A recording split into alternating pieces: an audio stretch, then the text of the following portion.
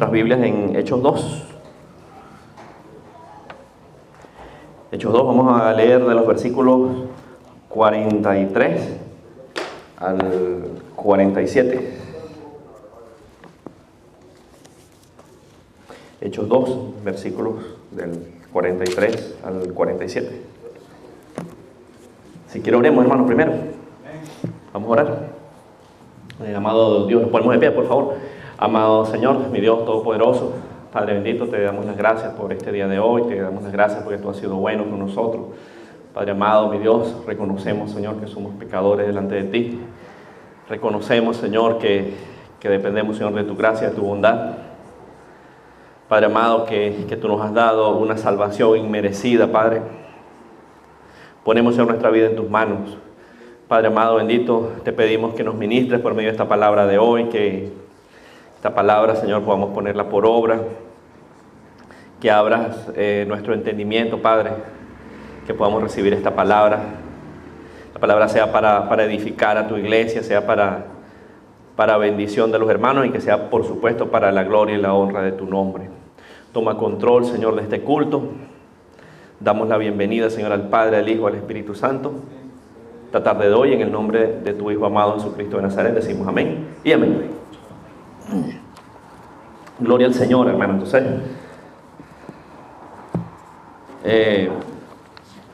vamos a leer Hechos 2, versículos del 43 al 47. Dice la palabra del Señor: y sobrevino temor a toda persona, y muchas maravillas y señales eran hechas por los apóstoles. Todos los que habían creído estaban juntos y tenían en común todas las cosas, y vendían sus propiedades y sus bienes, y los repartían a todos según la necesidad de cada uno. Y perseverando unánimes cada día en el templo y partiendo el pan en las casas, comían juntos con alegría y sencillez de corazón, alabando a Dios y teniendo favor con todo el pueblo. Y el Señor añadía cada día a la iglesia los que habían de ser salvos. Amén. Hermanos, estos versículos que acabamos de leer son tal vez uno de los versículos más hermosos que usted puede conseguir en la Biblia, en la palabra del Señor. ¿Por qué? Porque esto nos habla del comienzo de la iglesia primitiva. Como toda la iglesia, como todos los hermanos en Cristo estaban bien unidos. Estaban bien unidos. Y dice la palabra allí, ¿verdad? Dice: sobrevino temor a toda persona y muchas maravillas y señales eran hechas por los apóstoles. Si usted se va ahí, mi hermano, a Hechos 2.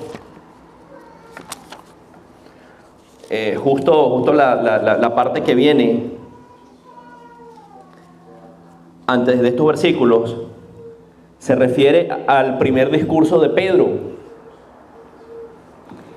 y cómo Pedro fue investido del poder del Espíritu Santo. Y dice la palabra da testimonio que luego de ese discurso de Pedro, nada más y nada menos que se convirtieron al Señor 3,000 personas. 3,000 personas.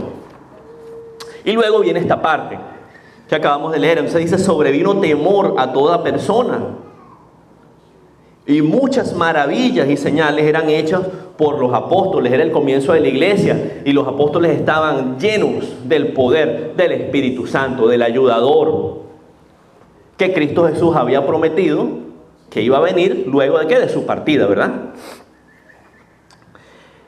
Entonces, fíjese lo que viene ahora, hermano. Dice: todos los que habían creído estaban juntos y tenían en común todas las cosas, y vendían sus propiedades y bienes y los repartían a todos según la necesidad de cada uno. Hermano, una coincidencia, la última vez que el Señor me permitió hacer una predicación, terminamos con este versículo y comenzamos hoy con este versículo también. Gloria al Señor. Entonces, en los versículos 44 y 45, ¿de qué nos hablan? ¿De qué nos testifican? De cómo En la iglesia primitiva había un espíritu, ¿verdad?, de hermandad, un espíritu de solidaridad entre todos los hermanos. Dice la palabra, tenían en común todas las cosas, ¿verdad? Y lo repartían según la necesidad de cada uno. La iglesia era prácticamente un solo cuerpo, estaban todos unidos. No había nadie pasando necesidad. Era algo realmente hermoso. Y en la predicación pasada, yo hacía este comentario, mis hermanos. Estos versículos no quieren decir, agarre todo lo que usted tenga, véndalo y déle el dinero a la iglesia. No se refiere a esto, hoy día no. Pero esto sí se refiere, y tiene que entenderlo así, mi hermano, que en la iglesia tiene que haber un espíritu de ¿qué? De amor por el hermano, de hermandad, de solidaridad. Ese es el espíritu que tiene que haber en la iglesia. Amén. Entendemos eso, ¿verdad? Amén. No se trata de que venda todo y déle a la iglesia. No, se trata de ese amor que tiene que haber entre cada uno de los hermanos. Seguimos entonces en el versículo 46, dice: y perseverando unánimes cada día en el templo y partiendo el pan en las casas, comían juntos con alegría y sencillez de corazón.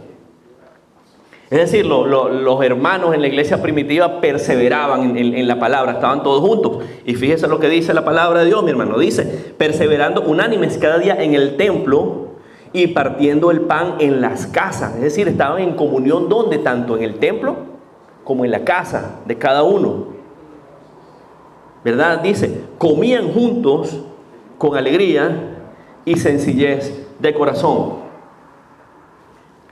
Y ahora viene el versículo 47. El versículo dice, el 47, alabando a Dios y teniendo favor con todo el pueblo. Fíjese, dice, alabando a Dios y teniendo favor con todo el pueblo. Es decir, hermano, el pueblo en general veía la obra que el Señor había hecho en cada uno de los creyentes, en cada uno de los cristianos, la forma en que ellos se manejaban, la forma que se conducían, ¿verdad? Y entonces dice la palabra, teniendo favor con todo el pueblo. Ellos comenzaron a ver cómo actuaban los cristianos, cómo eran. Y eso les dio favor con el pueblo, con los no creyentes. Y luego dice, y el Señor añadía cada día a la iglesia los que habían de ser salvos. El versículo 47, hermano, nos habla un poco del poder del testimonio, la importancia del testimonio de los hijos de Dios, teniendo favor con todo el pueblo. Y la palabra ahí dice, ¿verdad? Dice el Señor, añadía cada día a la iglesia los que habían de ser salvos. La obra finalmente la hace Dios, hermano. La obra la hace Dios. Obviamente uno no tiene el poder de convertir a nadie. Nosotros no tenemos ese poder porque la obra la hace el Señor. Pero somos instrumentos. Somos instrumentos de salvación en las manos de Dios. Somos instrumentos de salvación. Entonces allí la importancia del testimonio. Y esa es la palabra que vamos a compartir el día de hoy. Se llama la importancia de nuestro testimonio.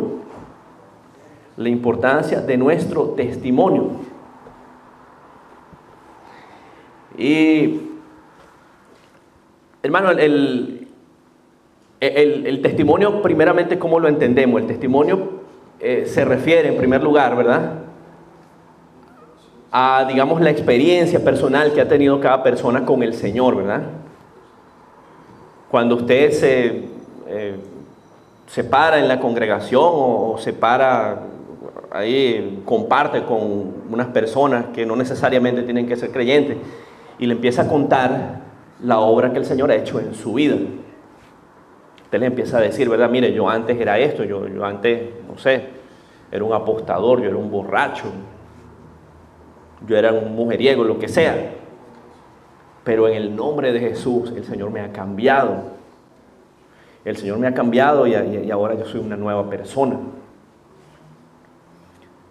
Y ese testimonio es poderoso, es importante, hermano, dar testimonio por muchas razones. Primero, ¿verdad?, para glorificar el nombre del Señor. porque amamos a Dios y queremos que todo el mundo sepa lo que Dios ha hecho en nuestra vida. El testimonio nos sirve también para aumentar nuestra fe y aumentar la fe de otros.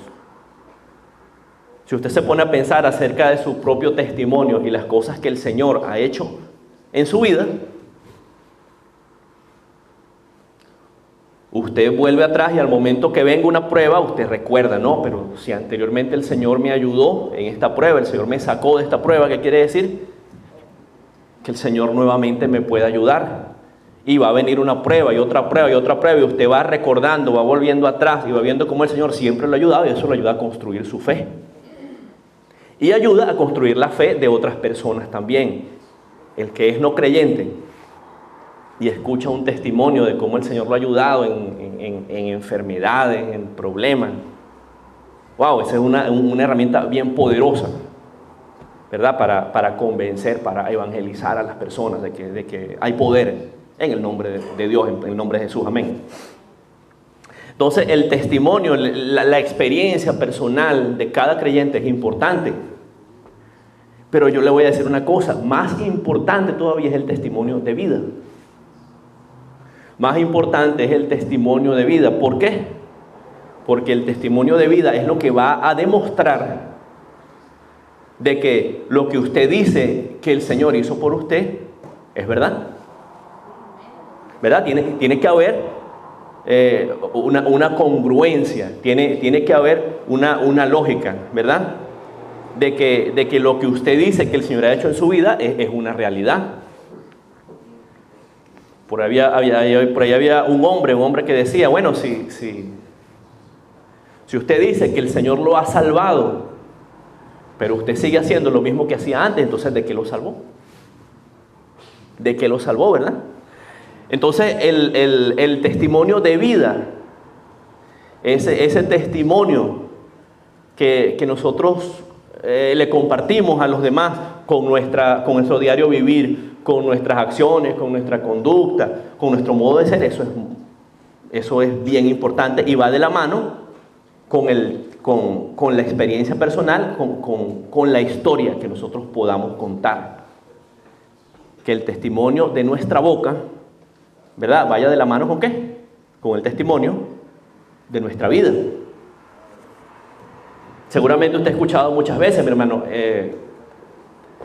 que alguien le ha dicho, usted es la única Biblia que el no creyente tal vez vaya a leer.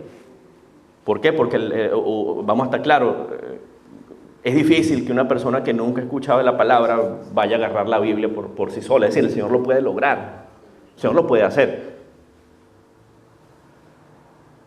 Pero no es fácil. Y puede ser eso, que un no creyente pueda llegar a convertirse, usted sea instrumento de salvación para una persona. ¿Por qué? Porque ve cómo usted se comporta, cómo usted se maneja en su vida, en su trabajo, en la familia, ¿verdad? Amén. Entonces la palabra de hoy se llama la importancia de nuestro testimonio. Amén. Vamos a ver, hermano, qué dice la palabra en 2 Corintios 3.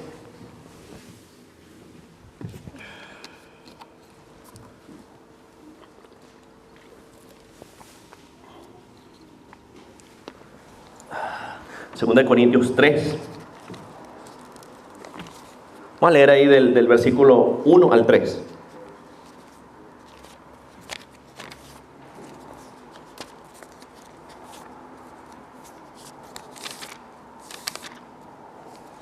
Segunda de Corintios 3, del 1 al 3. Dice la palabra del Señor: comenzamos otra vez a recomendarnos a nosotros mismos. ¿O tenemos necesidad, como algunos, de cartas de recomendación para vosotros o de recomendación de vosotros? Nuestras cartas sois vosotros, escritas en nuestros corazones, conocidas y leídas por todos los hombres, siendo manifiesto que sois carta de Cristo, expedida por nosotros, escrita no con tinta, sino con el Espíritu del Dios vivo, no en tablas de piedra, sino en tablas de carne del corazón. ¿Cuál es el contexto de esos versículos que acabamos de leer? Si usted se va, mi hermano, a 2 Corintios 2, los versículos finales, usted va a encontrar allí que Pablo está hablando, 2 Corintios 2, del 14 al 17, de cómo él ha podido compartir el Evangelio, cómo él, gracias a la ayuda del Señor, él ha podido compartir el Evangelio, ¿verdad? Y Pablo le da la gloria al Señor, y Pablo dice, bueno, gracias a Dios que no somos como muchos falsos predicadores. Entonces, respecto a estos falsos predicadores, es que Pablo dice en 2 Corintios 3, versículo 1, comenzamos a recomendarnos a nosotros mismos. Necesitamos cartas de recomendación de otro. Él hace esa pregunta y luego él mismo se responde. Él dice, no, nuestras cartas de recomendación, Pablo le dice a los corintios, nuestras cartas sois vosotros, escritas en nuestro corazón. Es decir, Pablo lo que quiere decir allí es, yo no necesito carta de recomendación. ¿Cuál es mi carta de recomendación? Mi carta de recomendación son ustedes, son la iglesia, son los corintios. Como dice ahí, sois vosotros, escritas en nuestro corazón, y dice, ponga cuidado aquí, hermano, dice, y además son cartas conocidas y leídas, ¿por quién? Por todos los hombres. ¿De qué habla esto, mi hermano? ¿A qué se refiere esto? Esto se refiere también al tema del testimonio. Cuando Pablo dice que los corintios eran cartas leídas para otros hombres, se refiere a eso. Se refiere a que primero él no necesitaba carta de recomendación, y segundo, las cartas era la iglesia, la carta era la obra que el Señor había hecho en cada una de esas personas.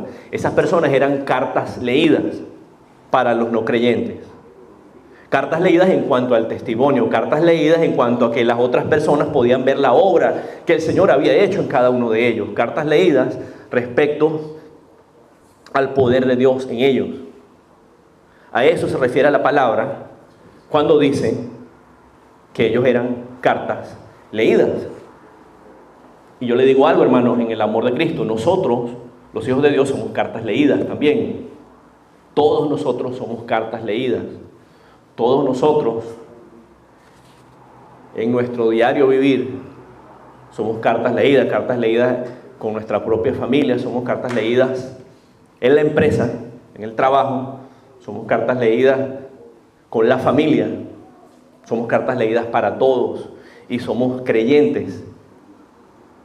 Y nuestras obras, nuestras acciones, nuestro diario vivir debe demostrar lo que el Señor ha hecho en cada uno de nosotros. Amén. El testimonio es súper poderoso, como decía antes. Les voy a contar algo acerca de esto. Antes de venir a los pies del Señor, estábamos en nuestro país, estábamos en Venezuela todavía, mi familia, mi esposa y yo. Teníamos unos vecinos cristianos. Nosotros vivíamos en el piso 4, ellos vivían en el piso 3. Estábamos alquilando un apartamento allí. Bueno, resulta que esos vecinos cristianos formaban unas tremendas fiestas, que las paredes retumbaban, pum, pum, pum, pum, con la música. Cosas que ni siquiera los no creyentes hacían. ¿Quién las hacía? El creyente. Unas tremendas fiestas que parecía que las paredes se iban a caer. Un desorden, un relajo allí. En ese momento, ¿cuál era la idea que teníamos mi esposo y yo de los cristianos? No hay coherencia allí, ¿no? Son unos mentirosos. Por una parte hablan de Dios, pero por otra parte sus hechos lo niegan, sus hechos demuestran lo contrario. Eso por un lado. Otro testimonio, mi esposa estaba trabajando, ¿verdad? Y ahí donde ella trabajaba, llegó un compañero de trabajo, y el hombre era cristiano también. ¿Qué ocurre? Bueno, resulta que el hombre era lo que uno llama, lo que uno dice era un picaflor. ¿Qué quiere decir picaflor? Bueno, que es enamorando a las muchachas.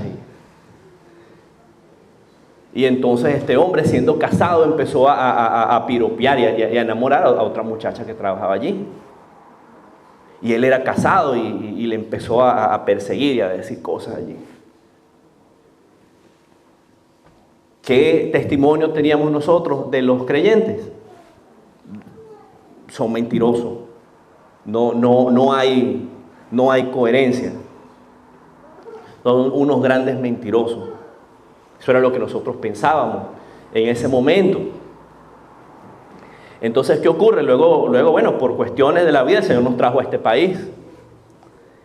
Y en Adelaida, nosotros llegamos a Adelaida primero antes de venir a Brisbane. Conocemos al tercer día de haber llegado a Adelaida a un pastor. Y ese pastor, él nos invitó a la iglesia y fue una persona bien especial con nosotros. Ahí comenzamos a ver que ese señor, él era el copastor de la iglesia. Un señor filipino, se llama Greg, Pastor Greg.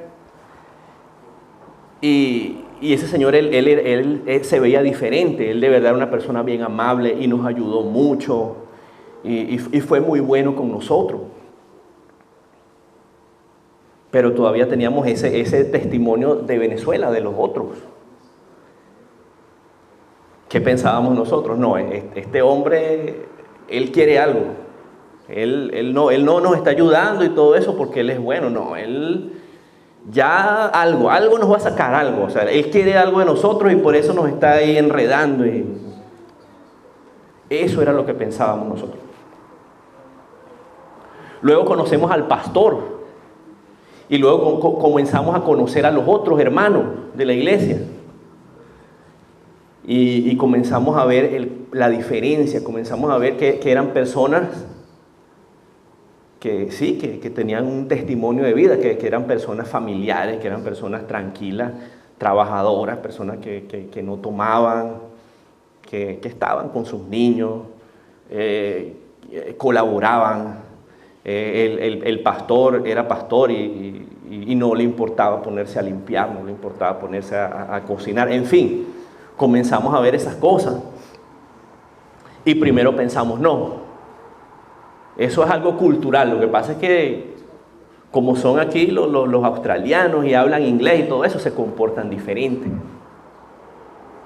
Y luego con el tiempo, luego ya de aceptar al Señor y todo eso, fue que vinimos a entender que no, que se trata de la obra que el Señor ha hecho en las personas. Se trata de la obra que Dios ha hecho en cada una de esas personas. Y que había una coherencia en la vida de esas personas. Que sí, lo que ellos decían, lo hacían. Había una lógica allí.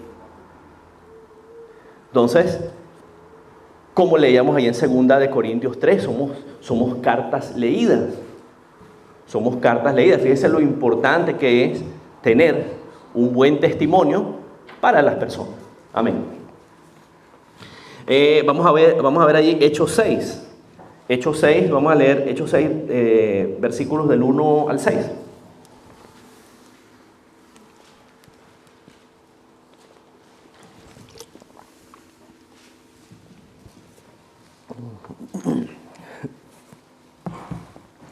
Hechos 6, versículos del 1 al 6, dice la palabra del Señor: en aquellos días como creciera el número de los discípulos, hubo murmuración de los griegos contra los hebreos, de que las viudas de aquellos eran desatendidas en la distribución diaria. Entonces los 12 convocaron a la multitud de los discípulos y dijeron: no es justo que nosotros dejemos la palabra de Dios para servir a las mesas. Buscad pues, hermanos, de entre vosotros a 7 varones de buen testimonio, llenos del Espíritu Santo y de sabiduría, a quienes encarguemos de este trabajo. Y nosotros persistiremos en la oración y en el ministerio de la palabra. Agradó la propuesta a toda la multitud y eligieron a Esteban, varón lleno de fe y del Espíritu Santo, Felipe, Prócoro, Nicanor, Timón, Parmenas y a Nicolás, prosélito de Antioquía, a los cuales presentaron ante los apóstoles, quienes orando les impusieron las manos. Amén. Esto que acabamos de leer, mi hermano, habla también de la iglesia primitiva, una situación que estaba pasando allí.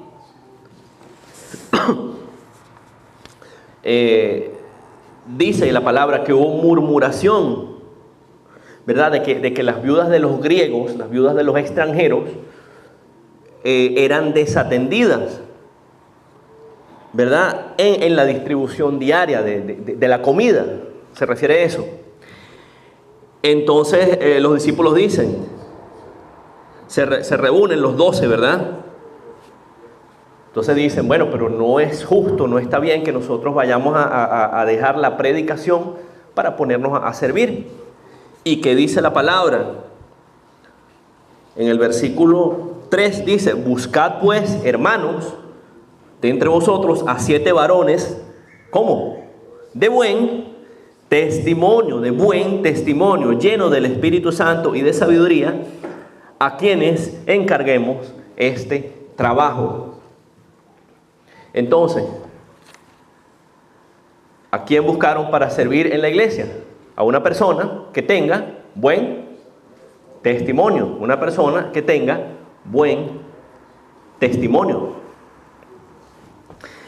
Vamos a ver primera de Timoteo 3, del 1 al 7. Primera de Timoteo 3, del 1 al 7.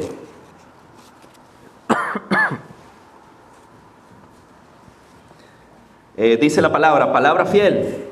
Si alguno anhela obispado, buena obra desea, pero es necesario que el obispo sea irreprensible, sea marido de una sola mujer, sobrio, prudente, decoroso, hospedador, apto para enseñar, no dado al vino, no pendenciero, no codicioso de ganancias deshonestas, sino amable, apacible, no avaro, que gobierna bien su casa, que tenga a sus hijos en sujeción con toda honestidad. Pues el que no sabe gobernar su propia casa, ¿cómo cuidará de la iglesia de Dios? No un neófito, no sea que envaneciéndose caiga en la condenación del diablo. También es necesario que tenga buen testimonio de los de afuera, para que no caiga en descrédito y en lazo del diablo. Entonces aquí la palabra nos da también un ejemplo de la importancia del testimonio. Una persona para que sirva en la iglesia. Pablo le está dando instrucción ¿a quién? A Timoteo. Le está dando instrucción a Timoteo y le dice: entonces si alguna persona quiere obispado, si alguna persona quiere servir en la iglesia, debe cumplir con ciertas condiciones, ¿verdad? Dice la palabra que sea irreprensible, que no haya que reprenderlo, que llamarle la atención, ¿verdad? Marido de una sola mujer, ¿verdad? Que no ande en adulterio. Dice sobrio, dice prudente, decoroso, dice hospedador, ¿verdad? Que le guste hospedar en su casa, ayudar a los demás, apto para enseñar la palabra. Dice no dado al vino, ¿verdad? Que no tenga debilidad por el alcohol. Dice no pendenciero, que no ande en pleitos, que no ande en peleas. no codicioso de ganancias deshonestas, que no tenga debilidad, amor al dinero. Y ahí comienza a decir, ¿verdad? Sino que sea amable, una persona apacible, tranquila, sin avaricia, que gobierne bien su casa, que tenga a sus hijos en sujeción, y hace un paréntesis ahí, ¿verdad? Si no puede gobernar su casa, ¿cómo va a manejar la iglesia? Dice la palabra, no un neófito. ¿Qué quiere decir neófito? Un neófito es una persona sin experiencia, una persona nueva, una persona ignorante de la palabra. No un neófito, una persona sin conocimiento, no sea que, lleno de vanidad, ¿verdad?, envaneciéndose, caiga en condenación del diablo. Y aparte de todo eso, ¿verdad?, todas ese perfil, esas características que debía tener la persona, dice, es necesario que tenga buen testimonio también. ¿Con quién? Con los de afuera. Tenga buen testimonio con las personas de afuera, para que no caiga en descrédito y en lazo del diablo. Nuevamente, la importancia del testimonio en la vida de las personas, en la vida de los hermanos en Cristo. Ahora, hermano, le pido que vayamos a Eclesiastés 10:1.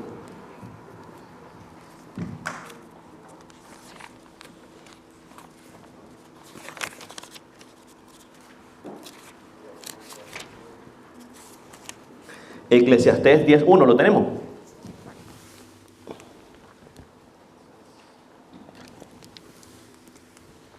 Dice la palabra del Señor, Eclesiastés 10:1.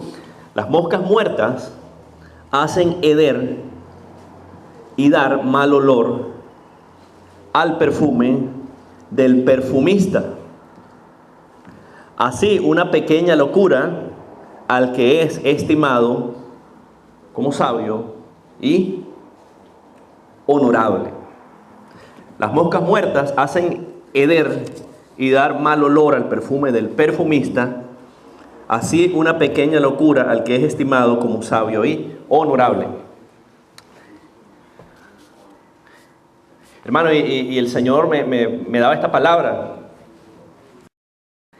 Y esta palabra habla acerca de qué? Habla acerca de la importancia de cuidar nuestro testimonio de vida.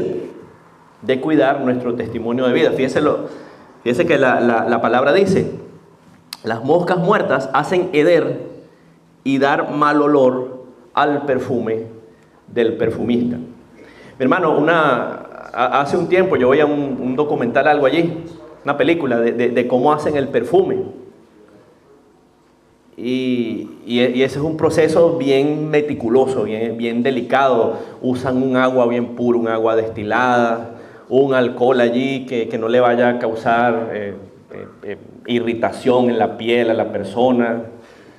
Tienen como equipo cosas especiales allí que sacan el extracto de los pétalos, de las rosas.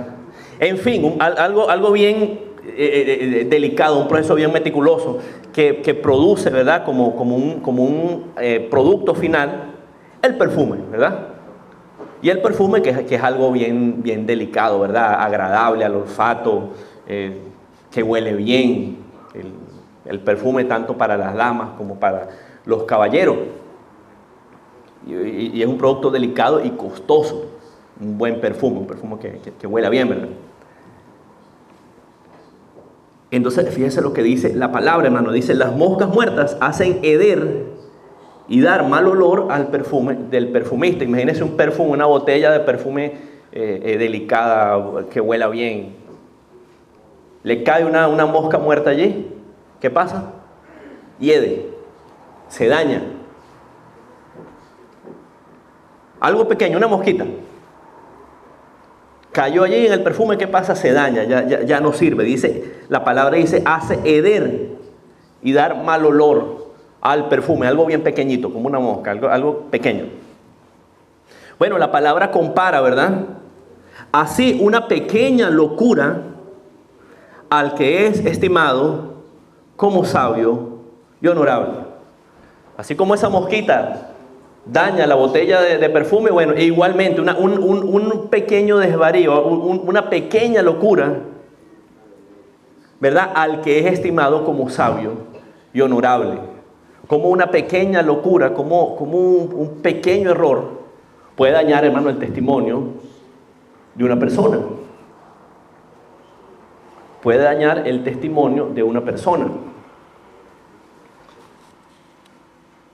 Y le digo algo, hermano. Nos vamos a equivocar, por supuesto que nos vamos a equivocar muchas veces. Por supuesto. El Señor es el único perfecto. Todos nosotros nos vamos a equivocar. Vamos a cometer errores. Como dicen los hermanos colombianos, la vamos a embarrar. Nos vamos a equivocar.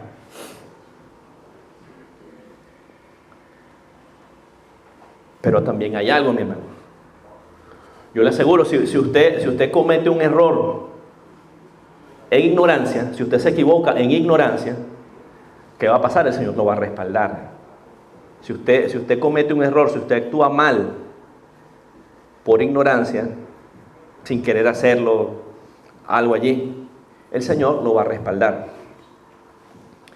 Ya si usted actúa mal, si usted hace algo indebido, sabiendo las consecuencias después de haber conocido, pues allí la historia es diferente. Déjenme contarles algo. Nosotros recién llegados aquí a la iglesia Betel y a Brisbane, unas personas nos dicen, vaya los domingos a un hotel allí, a un pub,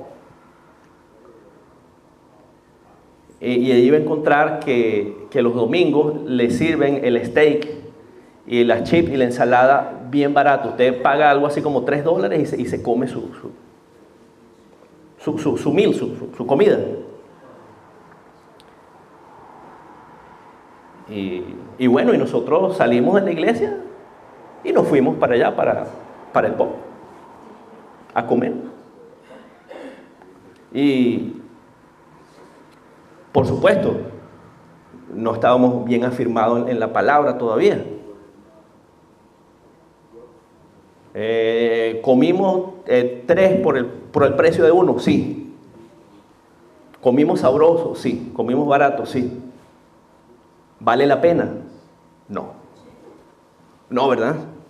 No vale la pena. ¿Por qué? Porque por muchas razones. Ese es un ambiente malo, ese es un ambiente donde hay trago. Eso no es un ambiente bueno para que un niño vea.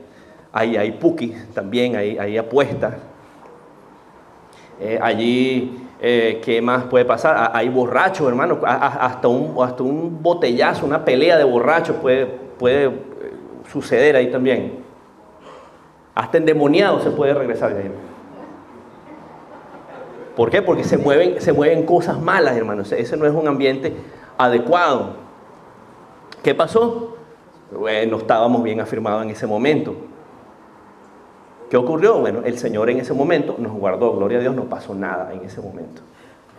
Ahora yo le pregunto, ¿qué pasaría, por ejemplo, si saliendo de aquí de la iglesia decimos, no, vámonos otra vez para allá, para el pueblo?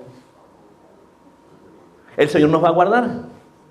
Sabiendo que lo que sabemos hoy en día, habiendo aprendido la palabra, habiendo caminado con el Señor, todo eso, ¿el Señor nos va a guardar? Por supuesto que no. ¿Verdad? El Señor no nos va a guardar. ¿Por qué? Porque ya conocemos la palabra, ya sabemos la consecuencia de las cosas. Entonces, ¿qué es mejor? Bueno, se va a otro sitio, familiar, sano, se come su comida allá y no se expone a ninguno de esos peligros. Amén, ¿verdad? Bendito sea el nombre del Señor. Entonces la palabra dice, las moscas muertas hacen heder y dar mal olor al perfume del perfumista. Así una pequeña locura al que es estimado como sabio y honorable. Hermano, a veces en el trabajo, ahí en la empresa, toca morderse la lengua, hermano, por cosas que pasan. Va a haber situaciones que seguramente lo van a culpar. Va a haber situaciones que hay personas que le hacen la vida imposible. Hay personas que lo molestan, de repente un jefe fastidioso, un compañero de trabajo que lo humilla, X, lo que sea. Todas esas cosas pueden pasar. ¿Y qué ocurre? Uno en la carne, ¿qué le provoca? Le provoca responderle. En la carne a uno le provoca, ¿verdad?, molestarse. Pero ¿qué ocurre? Uno tiene un testimonio que guardar. Y entonces en su trabajo todo el mundo lo conoce como una persona tranquila, una persona apacible. Y llega el diablo, usa a una persona para causarle molestia. El diablo viene, usa una persona para hacerlo rabiar. Y usted viene, se sale de sus estribos ahí, se molesta y empieza a gritar y a pelear y alza la voz. ¿Y qué pasó? La reputación, el testimonio que usted tenía delante de sus compañeros, ¿qué le ocurre? Se viene al piso. Ya usted no es esa persona confiable, esa persona reliable. No, ahora es un gritón, un loco. Una persona que bajo presión se molesta allí. Entonces que el Señor nos ayude, hermano, porque obviamente no es fácil y no es agradable. No es agradable, pero que entonces en ese caso el Señor nos dé fuerza. El Señor nos dé fuerza para respirar y seguir adelante, porque todo pasa, hermano. Todo pasa también, eso se lo aseguro, hermano. Usted podrá tener un mal día, podrá tener un mal mes. Y en el momento uno ve los problemas grandes y se viene abajo y todo eso. Pero yo le aseguro, hermano, que va a llegar un día que esto usted lo va a superar. El problema que esté pasando. Y hasta de eso se va a reír. Se va a reír de todo eso que está pasando en ese momento, ese problema. Lo va a recordar y hasta se va a reír de eso. En el nombre de Jesús. Hermano, una época que mi esposo y yo en nuestro país de vendedores ambulantes tuvimos que trabajar cuando perdimos nuestro trabajo. Y obviamente no era fácil. En la calle es incómodo, el sol y los carros y el calor y había miedo que pudiera venir la policía a molestar a uno, pues incluso a pedirle dinero, porque así es en nuestros países, en Venezuela al menos. Entonces en ese momento yo le decía a Geraldine, yo le decía, algún día nos reiremos de esto y nos vamos a acordar de esto y nos reiremos. Y ella me decía, pero tú eres gafo, ¿vale? ¿Cómo nos vamos a reír de esto? Cállate la boca. ¿Qué nos vamos a estar riendo de esto? Pero ya el tiempo pasó, hermano. Ya el tiempo pasó y 15 años, gloria al Señor. Y nos acordamos de eso y bueno, y nos reímos, pues. Una situación que wow, en un momento era como una pared, como un gigante allí. El Señor tomó control. Entonces que el Señor nos ayude, hermano, que el Señor nos ayude para poder soportar esos momentos, que una pequeña locura no nos haga parecer, ¿verdad?, lo que no somos, ¿verdad? Que una pequeña locura no nos haga perder nuestro testimonio, amén, ¿verdad? Entonces hemos hablado hasta ahora de la importancia del testimonio delante de quién, de las personas, de los hermanos, de las personas de la calle, pero hay un testimonio mucho más importante, mi hermano. ¿Y cuál es ese testimonio? El testimonio delante de quién, delante del Señor. Ese testimonio es mucho más importante todavía. ¿Por qué? Porque el Señor sabe, obviamente, todo lo que nosotros hacemos. El Señor conoce nuestro caminar desde que nos levantamos hasta que nos acostamos. El Señor conoce nuestros pensamientos. El Señor conoce todo lo que nosotros hacemos. Y ese testimonio es mucho más importante. Ese testimonio es mucho más importante todavía. Vamos a leer Apocalipsis 3.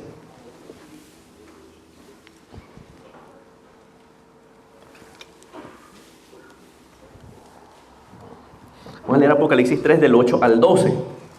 Y ya lo vamos a explicar. Apocalipsis 3 del 8 al 12 dice: yo conozco tus obras. He aquí he puesto delante de ti una puerta abierta, la cual nadie puede cerrar, porque aunque tienes poca fuerza, has guardado mi palabra y no has negado mi nombre.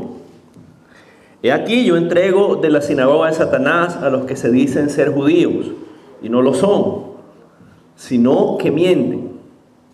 He aquí yo haré que vengas y se postren a tus pies y reconozcan que yo te he amado, por cuanto has guardado la palabra de mi paciencia. Yo también te guardaré de la hora de la prueba que ha de venir sobre el mundo entero, para probar a los que moran sobre la tierra.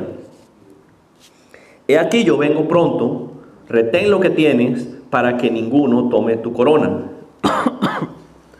Al que venciere, yo lo haré columna en el templo de mi Dios, y nunca más saldrá de allí.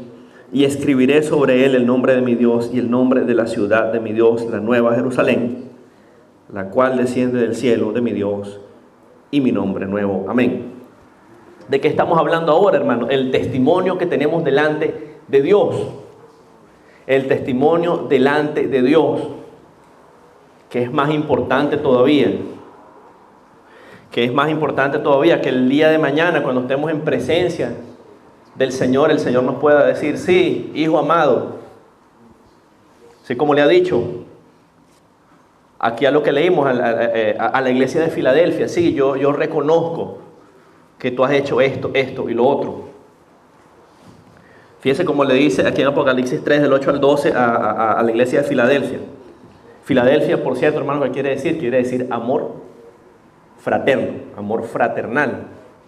Significa eso, Filadelfia. Entonces, la iglesia de Filadelfia era una iglesia que pudiéramos decir que estaba bien delante del Señor. ¿Recuerdan las cartas, las 7 iglesias? Filadelfia era una de las 2 iglesias a las cuales el Señor no les reprocha nada. La iglesia, gracias a Dios, estaba bien delante del Señor. Y el Señor dice, el Señor comienza hablando, dice: yo conozco tus obras. Le dice a la iglesia: yo conozco tus obras. Y así el Señor nos puede decir a cada uno de nosotros: hermano, yo conozco tus obras, yo conozco tus obras, yo conozco tus obras, yo conozco la obra de cada uno de ustedes. Y dice: he aquí he puesto delante de ti una puerta abierta, la cual nadie puede cerrar, porque aunque tienes poca fuerza, has guardado mi palabra y no has negado mi nombre. Aquí el Señor, ¿qué le quería decir a la iglesia de Filadelfia cuando le dice que tiene una puerta abierta, la cual nadie puede cerrar? Se refiere a la oportunidad que le había dado Él, que le había dado el Señor a la iglesia, de poder predicar la palabra. El Señor le había dado ese privilegio a esa iglesia y nadie se lo iba a poder quitar. Porque aunque tienes poca fuerza, tal vez era una iglesia materialmente, era humilde, una iglesia sencilla. Dice: has guardado mi palabra y no has negado mi nombre.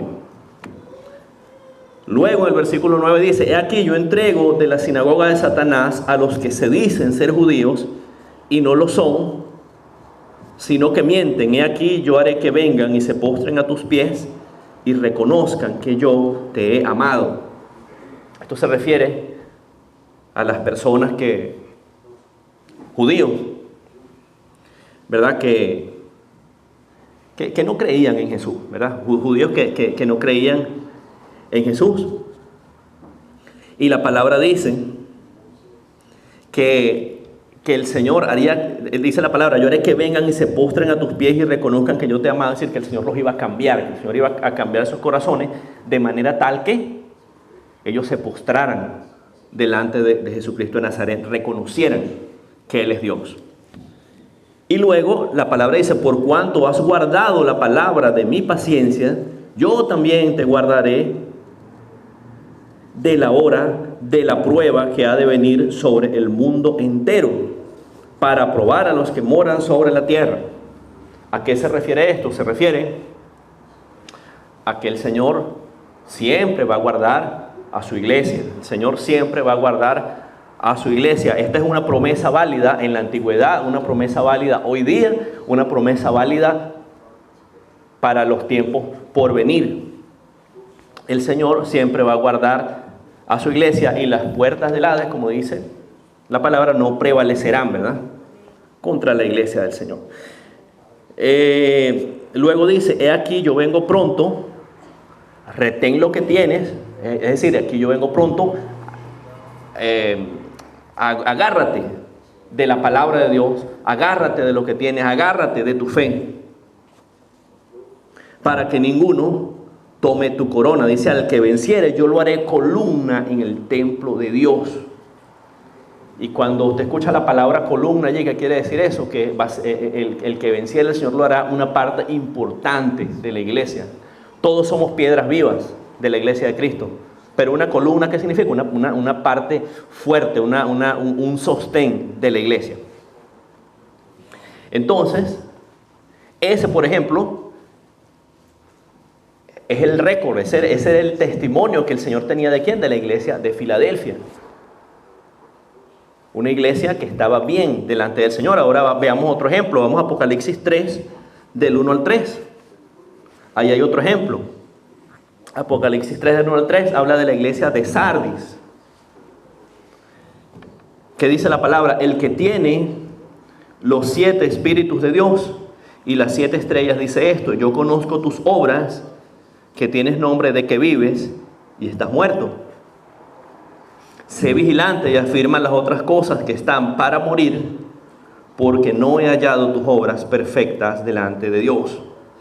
Acuérdate pues de lo que has recibido y oído y guárdalo, y arrepiéntete, pues si no velas, vendré sobre ti como ladrón y no sabrás a qué hora vendré sobre ti. Amén. Este es otro ejemplo, este es el testimonio delante del Señor. Y aquí el Señor habla ¿a quién? A la iglesia de Sardis. Y lo que le dice son palabras duras a esa iglesia, ¿verdad? Le dice, yo conozco tus obras, que tienes nombre de que vives, pero estás muerto. Es decir, que en esa iglesia aparentemente la iglesia parecía estar con vida, pero espiritualmente ¿cómo estaba? Estaba muerta. Espiritualmente estaba muerta. De repente, ¿qué pudiéramos entender en esa iglesia? Bueno, había una estructura y unas personas se congregaban, en fin, había algo allí, ¿verdad? Pero no se movía el Espíritu del Señor, hermano, y esa es una realidad. Pasaba en Sardis, pasa en muchas iglesias hoy día. Pasa en muchas iglesias hoy día. Cuando no hay palabra de Dios, cuando no se predica la sana doctrina, cuando no hay una alabanza que los redarguye, una alabanza que le toque el corazón a las personas, en fin. Una iglesia que aparentemente, en apariencia, está viva, pero en el espíritu está muerta. Ese era el caso de Sardis. Y el Señor le dice, sé vigilante y afirma las otras cosas que están para morir. Es decir, sé vigilante, mantente firme, mantente, ¿verdad?, alerta. Y dice, afirma las otras cosas que están por morir. Es decir, había algo allí en la iglesia que no había muerto todavía. Algo, había un poquito de palabra, un poquito de sana doctrina, un poquito de alabanza. Y el Señor le dice, afirma eso, afirma lo que te queda, lo poco bueno que te queda todavía. Afírmalo. Porque no he hallado tus obras perfectas delante de Dios. Y finalmente le dice, pues si no velas, vendré sobre ti como ladrón y no sabrás a qué hora vendré sobre ti. Palabra seria, palabra fuerte le da el Señor a la iglesia de Sardis. Entonces tenemos dos ejemplos, tenemos Filadelfia y tenemos Sardis también. Nuestro testimonio delante del Señor. Nuestro testimonio delante del Señor. Hermano, que el Señor pueda decir de cada uno de nosotros que conoce nuestras obras y que estamos bien delante del Señor, que con todos nuestros defectos, ¿verdad?, nos estamos esforzando, estamos tratando y estamos allí, pues, perseverando en la palabra, en oración. Que ese sea el caso. Amén.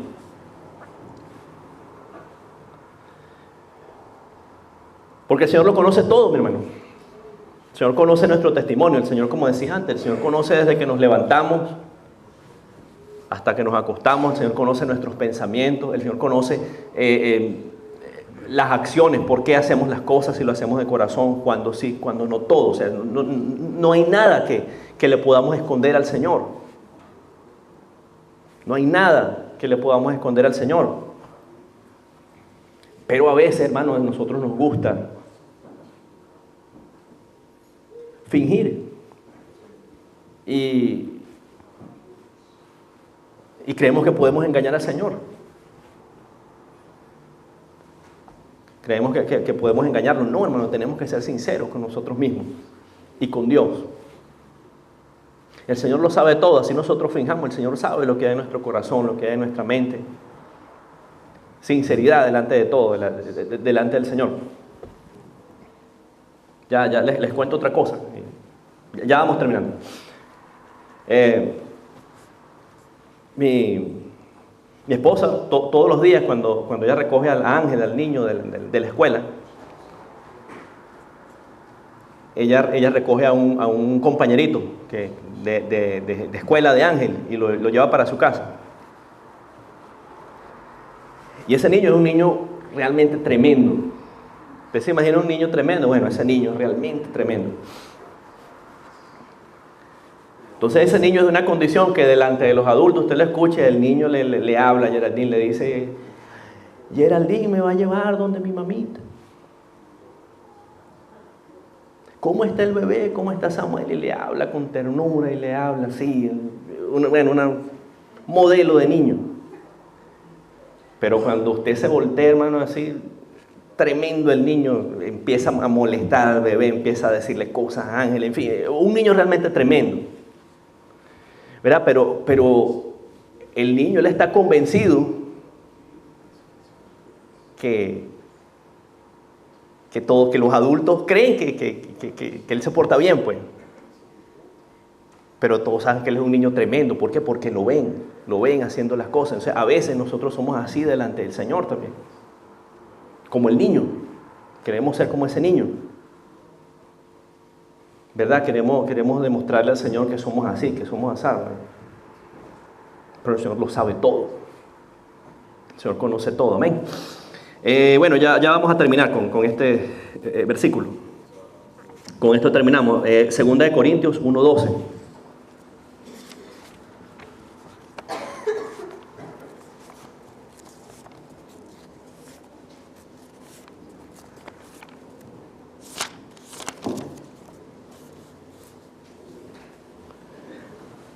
Segunda de Corintios 1:12 dice la palabra: porque nuestra gloria es esta, el testimonio de nuestra conciencia, que con sencillez y sinceridad de Dios, no con sabiduría humana, sino con la gracia de Dios, nos hemos conducido en el mundo y mucho más con vosotros. Lea esto con detenimiento, hermano. Nuestra gloria es esta, el testimonio de nuestra conciencia, nuestro testimonio. ¿Cómo tiene que ser? Como dice la palabra allí, ¿verdad? Que con sencillez y con sinceridad de Dios, no con sabiduría humana, como dice, no con sabiduría humana, no por nuestro esfuerzo, no porque haya algo bueno en nosotros, no porque nosotros somos especiales, no, Señor, sino con la gracia de Dios, ¿verdad? Con la gracia de Dios, con el poder de Dios, con la obra que el Señor ha hecho en cada uno de nosotros, nos hemos conducido en el mundo y mucho más con vosotros. Es decir, por medio, eso le decía Pablo a los corintios, y que sea así con nosotros, mi hermano, por medio de la gracia de Dios, por medio de la obra que el Señor ha hecho en nosotros. De esa manera nos conduzcamos en el mundo, nos conduzcamos afuera cuando no estamos aquí con los hermanos, pero también dice, y mucho más con vosotros. Es decir, que nos conduzcamos así en todo tiempo, que seamos iguales siempre, que seamos iguales siempre. Caemos otra vez al cuento del niño. Cuando lo miran los adultos, se porta bien, cuando voltea se porta mal, no, que no seamos como el niño. ¿Verdad? Que siempre seamos iguales, estemos donde estemos. Como dice la palabra, nos hemos conducido en el mundo, nos hemos conducido fuera de la iglesia, pero también nos hemos conducido de la misma manera con vosotros, con los hermanos, cuando estamos todos juntos. ¿Verdad? Que nuestras obras, ¿verdad? Que nuestra vida hable por nosotros. Que nuestra vida hable por nosotros. Y que recordemos, como dice la palabra allí, no con sabiduría humana, sino con la gracia. ¿De quién? De Dios. ¿Verdad? Amén. Gracias, Señor.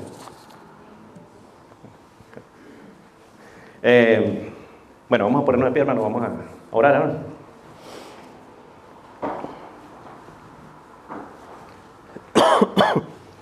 Amado Señor, Padre, gracias, Señor, por la palabra que hemos recibido esta tarde de hoy.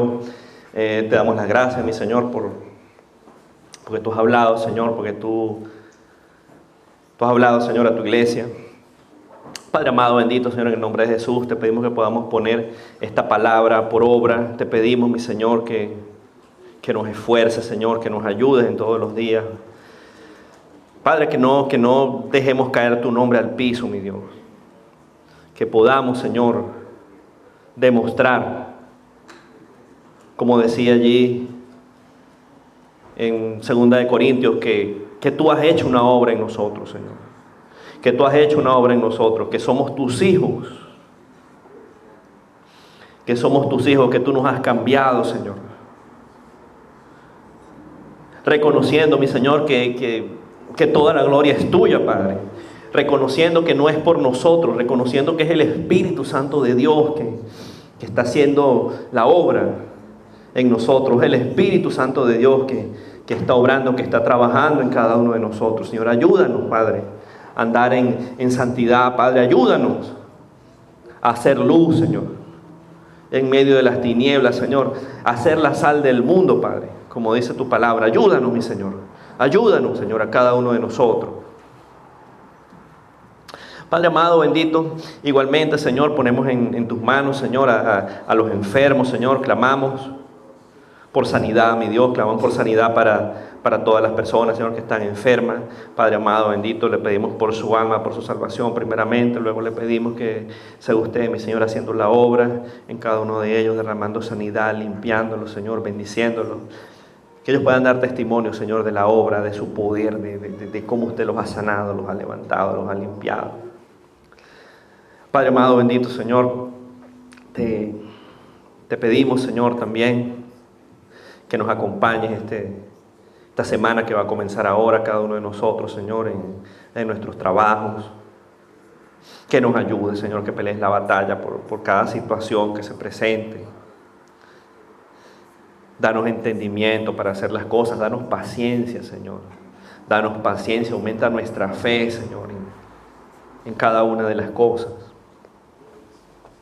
Bendito sea tu nombre, Padre. Te damos gracias, Señor, también por la vida de las niñas, de las hijas de la hermana Araceli.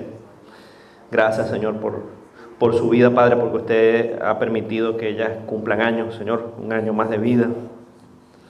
Le damos las gracias, Padre. Le pedimos que las bendiga, que las levante, que las proteja, que las guarde, Padre, en el nombre de Jesús. Amén. Y amén. Padre, gracias, Señor, también por los alimentos que vamos a consumir. Pedimos que los bendiga, que los santifique, Padre, que esa comida sea de provecho para nosotros. Así es, mi Dios. Padre, que igualmente todas las personas del mundo puedan tener un pan en su mesa este día de hoy, amado Señor, por su amor, por su misericordia. En el nombre de tu Hijo amado Jesucristo de Nazaret decimos amén y amén.